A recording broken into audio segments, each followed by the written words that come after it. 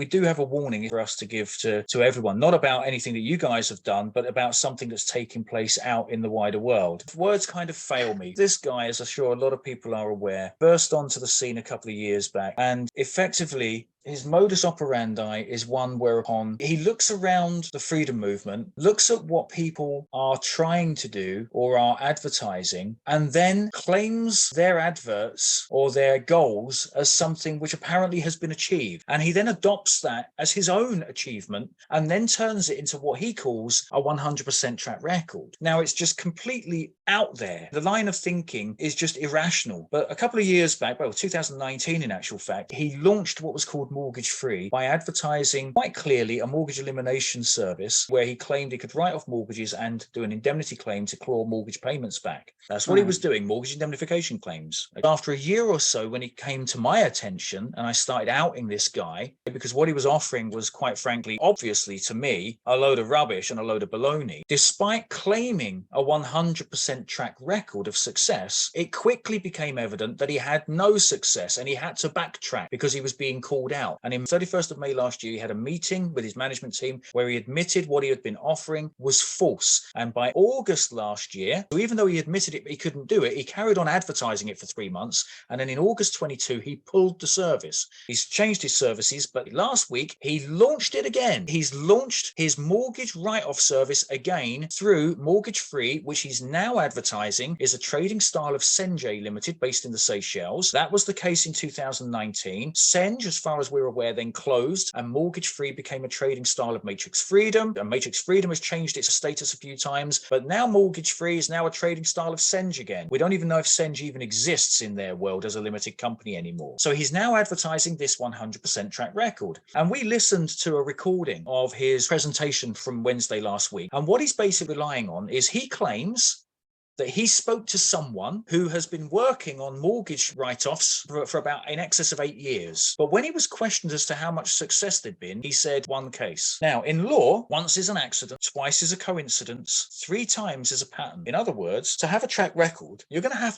done something 3 or more times to prove that it's not an accident, to prove that it wasn't just a fluke, to prove it wasn't just some mistake, or there wasn't just some obscure reason as to why something went your way. And that's assuming that what he's saying about this anonymous character is actually true. Myself, I don't believe any of it. I don't believe a word that comes out of this guy's mouth. But that's me. That's not necessarily you guys. What he then went on to say is this. Apart from the fact that he's actually encouraging people to launch claims at King's Bench in order to discharge their mortgage. But what he then went on to say, because that's scary enough, and that could potentially open people up to things like costs and legal fees from the other side.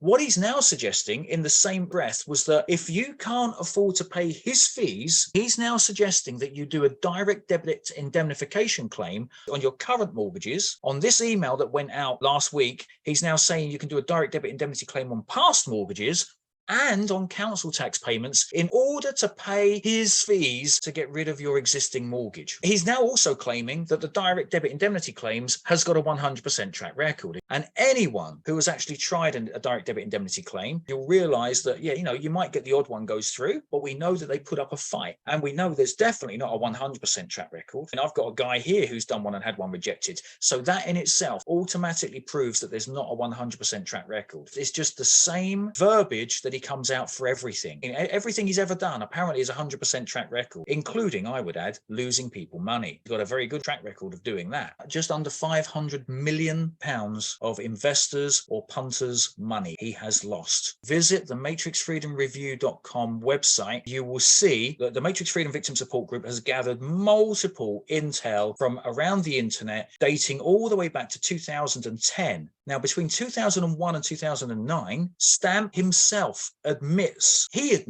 that he lost £400 million worth of his investors' money because there was a charge from NatWest Bank. And my first response to that is, how can a bank take a charge over investment funds? You can't. It's supposed to be ring-fenced, right? They're supposed to be held in escrow. So if Stamp had taken investment monies on behalf of investors, he couldn't put a charge on that. But he seems to be suggesting or admitting that actually he did. And NatWest Bank pulled the plug, and that was 400 million in one go disappeared. And subsequent to that, he then had another scheme involving endowment plans and stuff like that he was selling that lost 80 million. People lost their homes. Then he had this missing 5 million euros with a peer-to-peer lending platform that he had over in Ireland. I think this guy, with his behavior, which goes on behind the scenes, I think he's just been so used to being able to squirm his way out of things, because what he does is he just muddies the waters so no one knows what to believe. He's very good at marketing, and he just puts different stories out there, even conflicting with what he's saying. And unless you follow it diligently, you don't see it happening. You just get confused with what's going on. And that, I think, is his modus operandi. But that's not necessarily the message here today. The message here today is to say, look, if you see this stuff, do not be fooled. And if you have any desire or any temptation to go ahead with it, do yourselves a favor. Ask him